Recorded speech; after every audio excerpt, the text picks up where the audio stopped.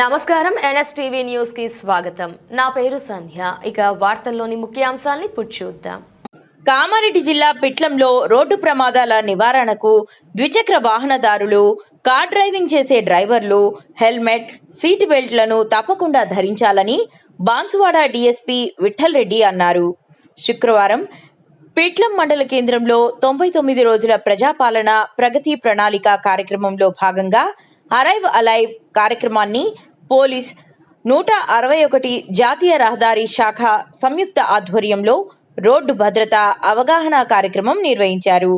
ఈ సందర్భంగా పలువురు మాట్లాడుతూ రోడ్డు ప్రమాదాల నివారణ, వాహనదారులు హెల్మెట్, సీట్ బెల్ట్ ధరించడం వల్ల జరిగే ప్రాణ నష్టాలు, గోల్డెన్ అవర్ ప్రాముఖ్యత, సిపిఆర్లపై అవగాహన, పలు అంశాలపై సుదీర్ఘంగా చర్చించారు. రోడ్డు ప్రమాదాలను అరికట్టేందుకు అందరూ ఐకమత్యంతో కృషి చేద్దామని అన్నారు.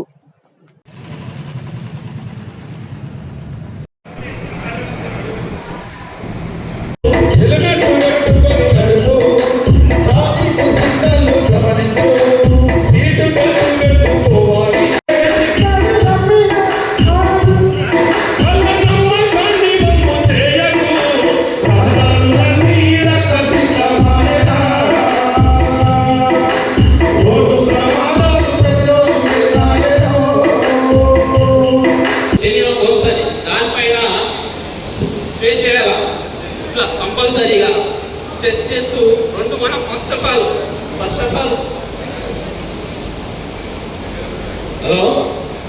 మనం ఏం చేయాలంటే మనం స్ట్రిక్ట్గా రెండు హ్యాండ్స్ కూడా ఇట్లా స్ట్రిక్ట్గా పెట్టాలి. ఇట్లా వంకర పెడితే ఫ్రెష్ కావడానికి ఇబ్బంది అవుతుంది. కాబట్టి మనం ఇలా కూర్చొని ఇట్లా స్ట్రెయిట్గా మాత్రమే ఉపయోగించి ఇట్లా కంప్రెస్ చేయాలి. ఒకసారి పోయేద్దామా అని చెప్పి ఆమెను బలవంతంగా తీసుకొని వచ్చిందని చెప్పి ఆయన చెప్పడం, ఆమె అప్పుడు చెప్తుంది.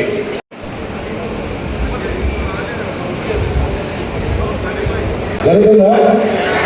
ఇప్పుడు ఇక్కడ మనం ఆలోచిద్దాం, అడుగుదాం. ఇక్కడ ఎంతమంది మనం సైకిల్ కొట్టాలి తీసుకోవచ్చు, బైక్ నేర్చుకోవాలి ఎంతమంది మీ కాడికి అందరూ ఎంతమంది వచ్చారు?